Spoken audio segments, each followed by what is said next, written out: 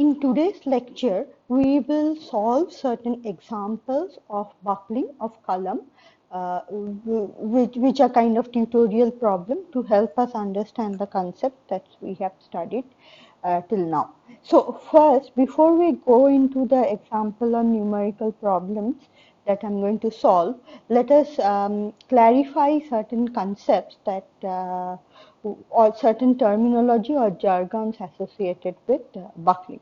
Okay, so we have seen for a pin column,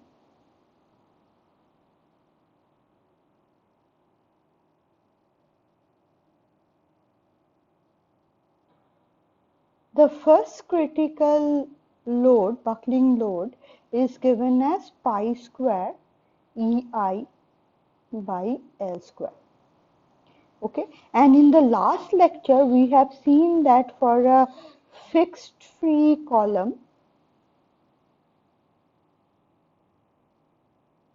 the buckling load that we derived was the first buckling load, of course, is going to be pi square EI by 4L square. Okay, and if we follow the same procedure and we can find out the critical buckling load, the critical the first critical buckling load for a fixed column to be P critical 1, which is 4 pi square EI by L square. Okay, so now there is this terminology which is called effective length.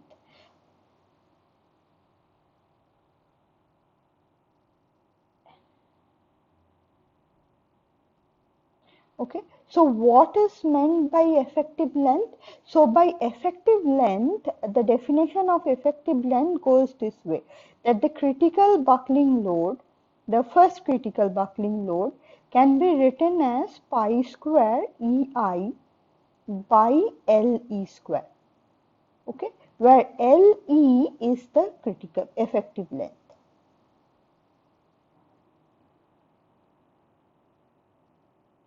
Okay, so for any for a column with any boundary condition or any end condition, the critical load can always be written in this form: pi square into EI, where EI is the flexural rigidity, by LE square, where LE is called the effective length. So we can see that for a pin column, LE is basically L, whereas for a fixed free column, LE is 2L, and for a fixed column, LE is L by 2. Okay, so if we know the effective length for a given end condition, then we can always find out the critical load. So this is just a very commonly used terminology, and one should be aware of this if you are analyzing buckling of a column. Now, you perhaps understand from the expression of the critical load for different end condition of the same column. I mean, everything of the column remains same, the cross section, the Young's modulus, the length, but only the boundary condition changes, and that varies the critical load to a considerable extent. You can see that the critical load of a fixed column is 16 times that of the critical load of a fixed free column. Therefore, the buckling strength, okay, the strength of a fixed column is way higher than the strength of a buckling resisting strength of a fixed free column. Okay, so therefore the end condition is an important criteria in the buckling analysis of a column.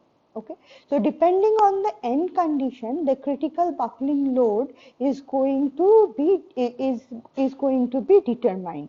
Okay, now in practice, in theory, we know that when we say that it's a pin-pin column, we know that there is going to be only one reaction force.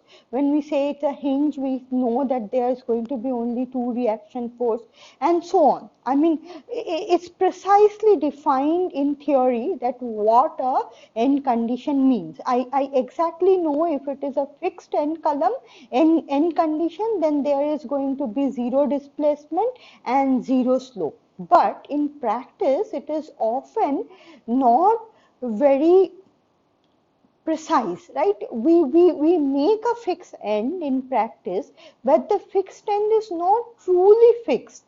So there is some amount of slope allowed. Maybe it's not entirely free to have any slope. The slope is constrained, but not constrained to the extent that slope is equal to zero. Right? You probably understand this, right? In practice, it is really difficult to create a perfectly fixed end or create a perfectly hinged end or pinned end.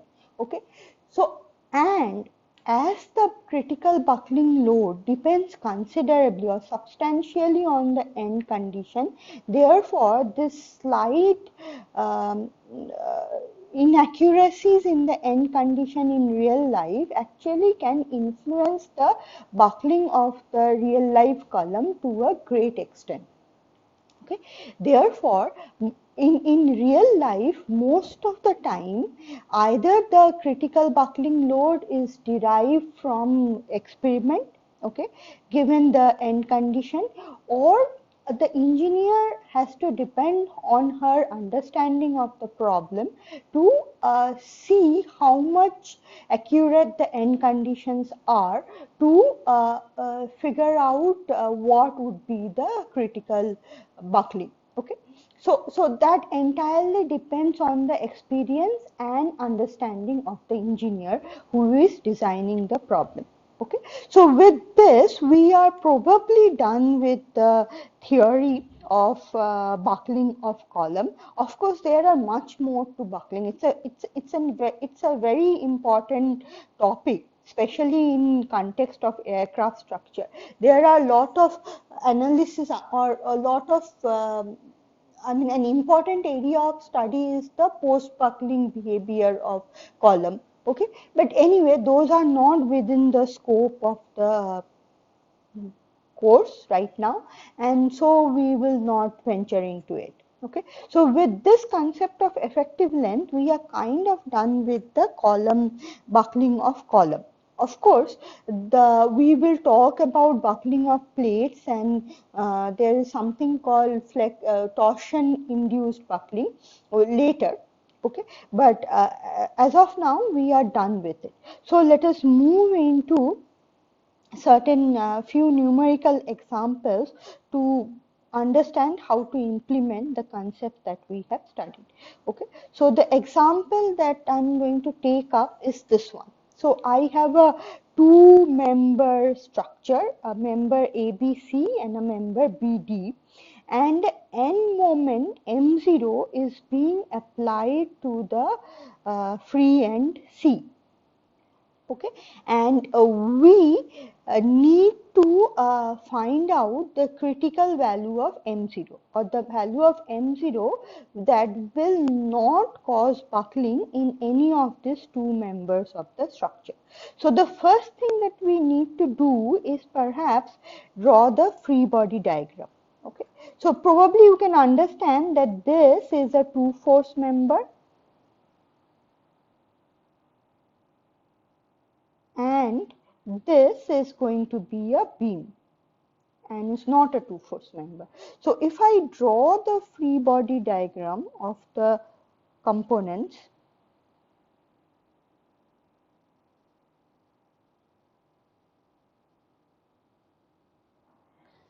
okay, so let me draw the ABC component. So if this is the ABC component,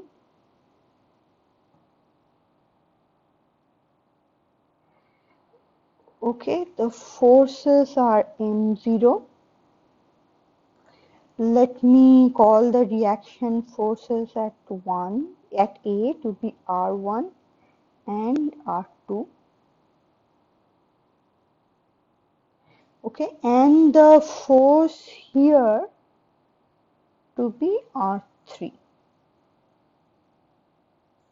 Okay, so let me even draw the free body diagram of the member BD. So if this is BD, this is going to be R3. Of course, R3. Okay, now from equilibrium equations, we can say that R3, so this is 30 degree. This is 30 degree, right? So this is 30 degree. So I can write that R3 sine 30, I guess I'm correct. R3 sine 30 into L is equal to M0. Okay, so that is going to give me R3 as M0 by L sine 30, which is 2m0 by L. Okay, so this is R3. Right? So now let us look into R1. So R1 is going to be R3 cos 30. So that is going to be root 3 m0 by L. Okay, so that is my R1. Right, so what will happen to, so let us find out. So we now know all the reaction forces. So BD is under the axial compressive force R3. So the critical buckling load for BD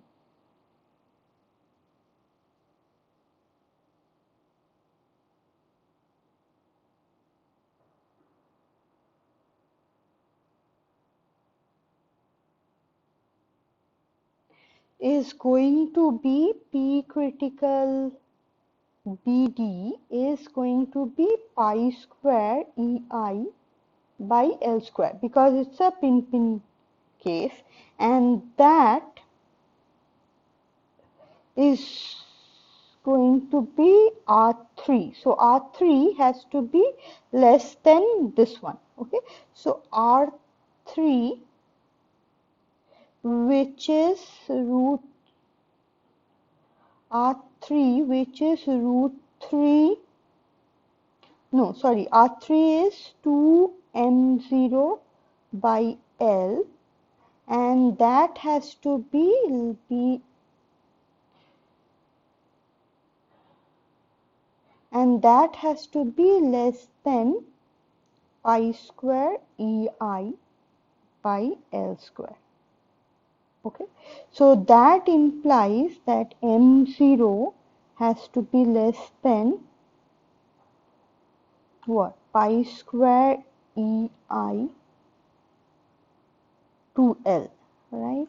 Am I correct? Yes. So this is one condition that is coming from the buckling of BD. Now let us look into the critical buckling load for ABC.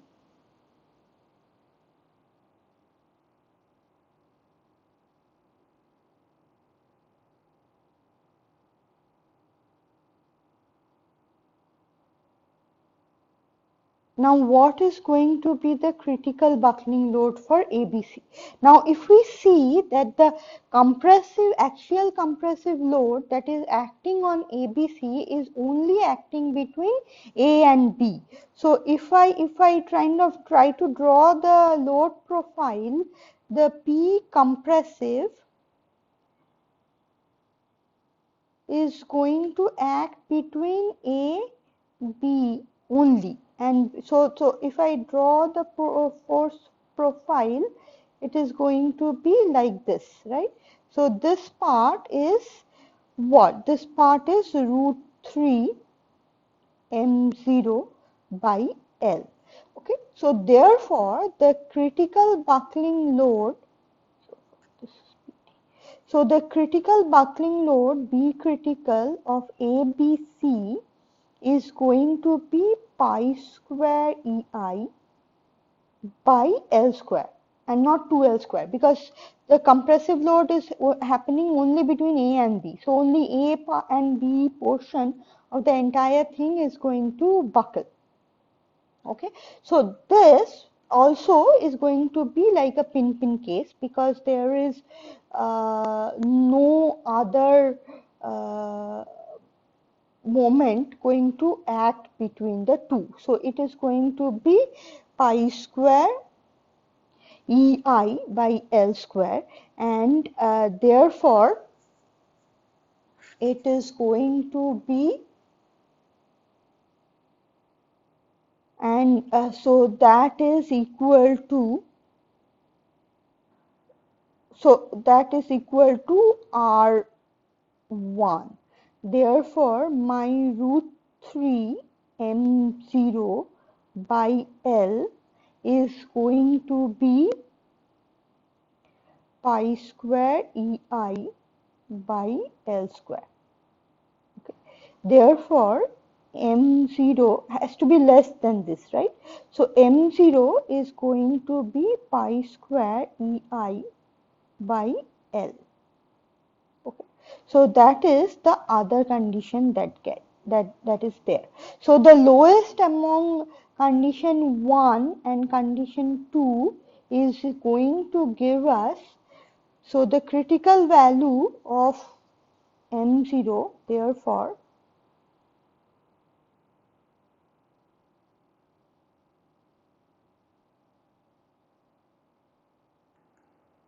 is going to be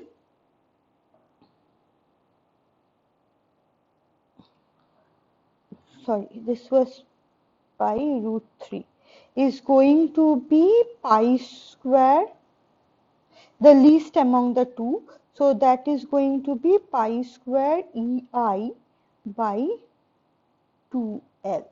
So that is the answer that we are looking for. Okay, right? So let us move into the next example.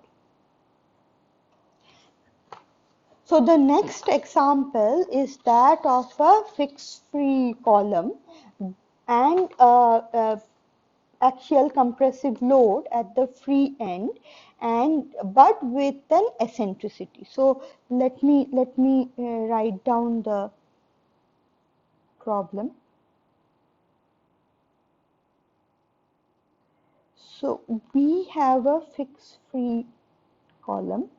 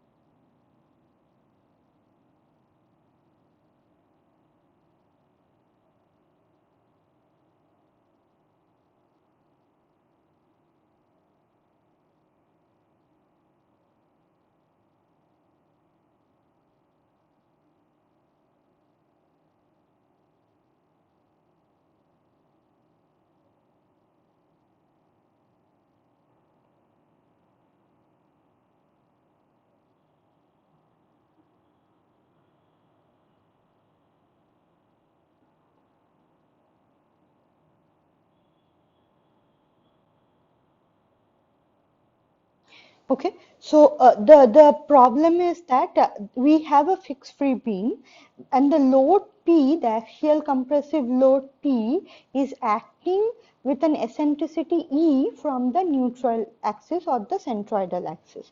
We need to find out the tip deflection because of this applied load.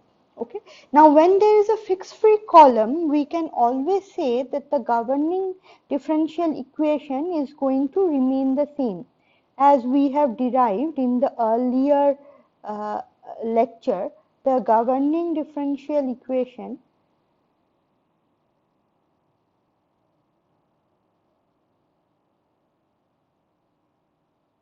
is going to be EI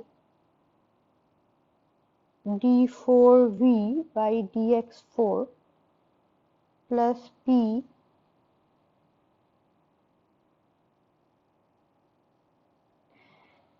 and that is going to be equal to 0.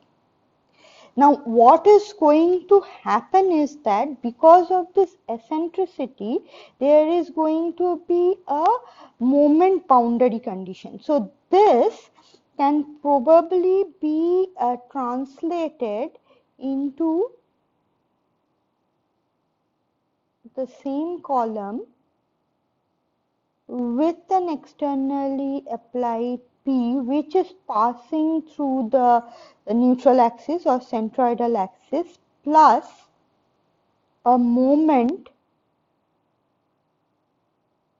m0, which is P into E. Right? So this can actually be translated into this equation. So what we can see, there are two ways to solve it. One is to derive the free body diagram and derive the governing differential equation altogether, or we can say that the governing differential equation is going to remain the same, but only the boundary conditions are going to change. Okay, so what would be the boundary conditions? So let us look into the boundary conditions.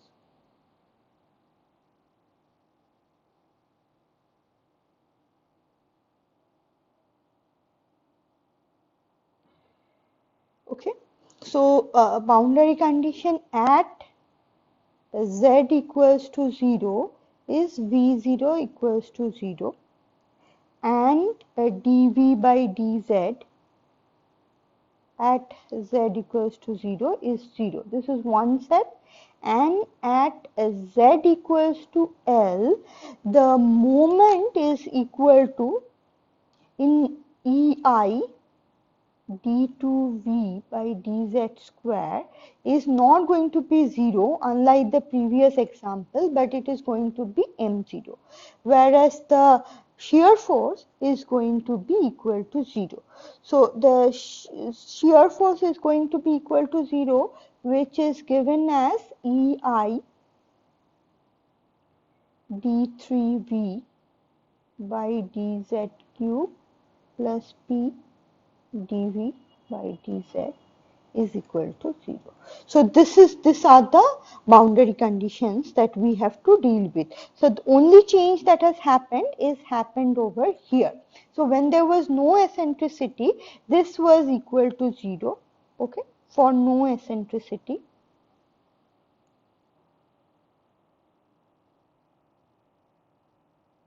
Okay, and for eccentricity we have this to be a non-zero solution.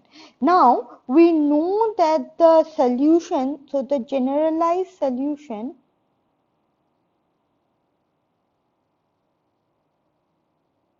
for the governing equation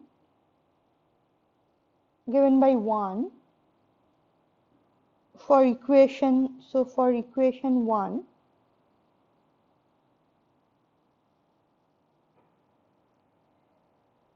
is going to be Vz.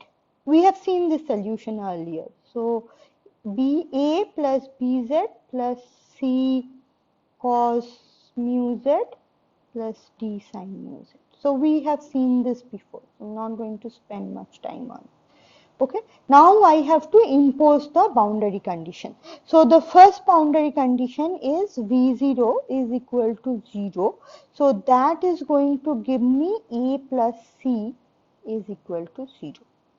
Now the next is dV by dz at z equals to 0 equals to 0, and that is going to give me B plus this is going to become sine, so that is going to be 0.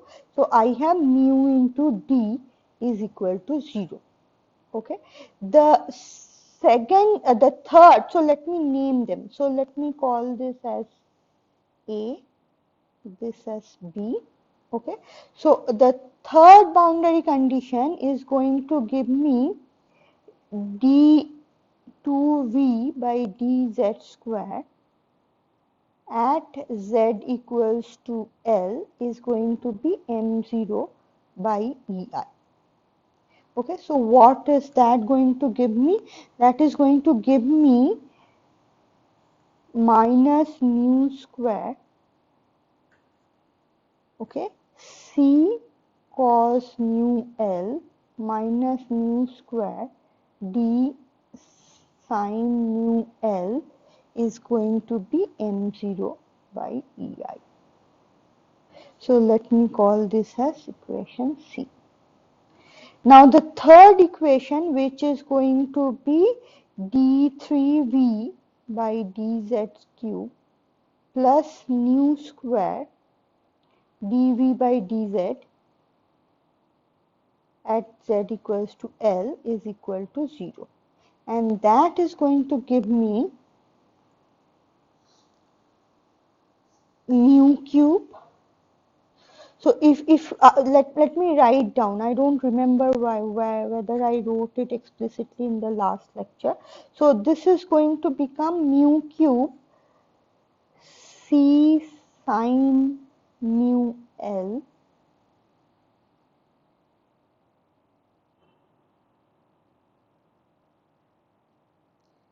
plus mu cube B, sorry, mu square B minus mu L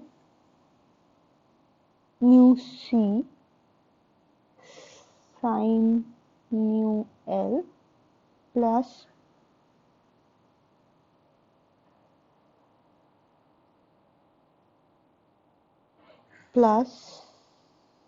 mu D cos mu L is equal to 0, which further implies that B is equal to 0. Now if B equals to 0, that implies D is also equal to 0. So the net, so let me call this as equation D. Okay, so therefore from the entire expression of A, B, C and D, so from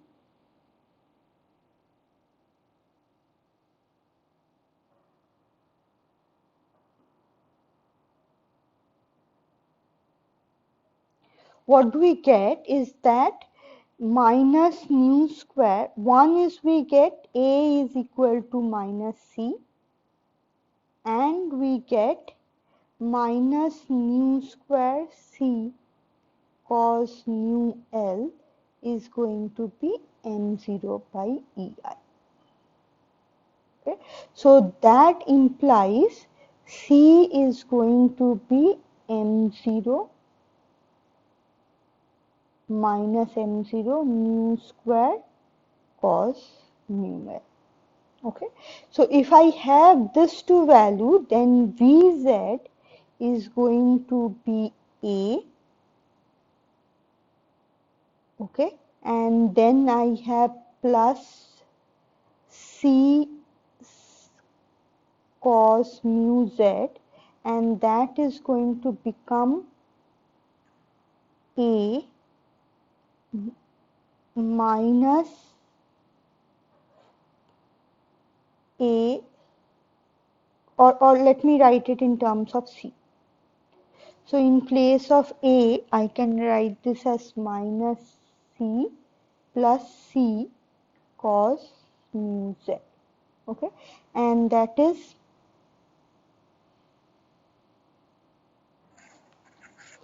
and that is going to be, in place of C I have m0 by mu square cos mu L, and then 1 minus cos mu Z. Okay, so therefore let me write it down. Vz is going to be this expression. So this is the deformation of the column because of the load P being applied at a eccentricity E. Now in place of mu square, I can write this as P by EI. Okay, if I do so, then Vz is going to be m0 by P into EI, okay, into cos mu L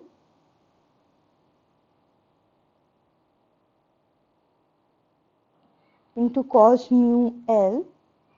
1 minus cos mu Z, okay, which is EI by cos mu L. Am I missing something? I have missed an EI somewhere. Yes. So this is EI. I have a EI here. So EI is actually going to get cancelled. So I have an EI here. Okay. So let me erase this off. So that is going to be, this EI is going to cancel out. So that is going to be E 1 minus cos mu Z by cos mu L. Okay, so therefore this is going to be the final expression for Vz. So now if I find out the tip deflection, which is going to be the maximum deflection, let us call that as del, which is V at L, and therefore it is going to be E 1 minus cos mu L by cos mu L. Okay, so that is the answer. Okay, and of course this can be further simplified and written as E sec mu L minus 1. Right? So now let us try to analyze this solution. How is the solution going to look like, okay, for any given P, and when P approaches P critical? So if I try to plot this solution, then let me plot the solution.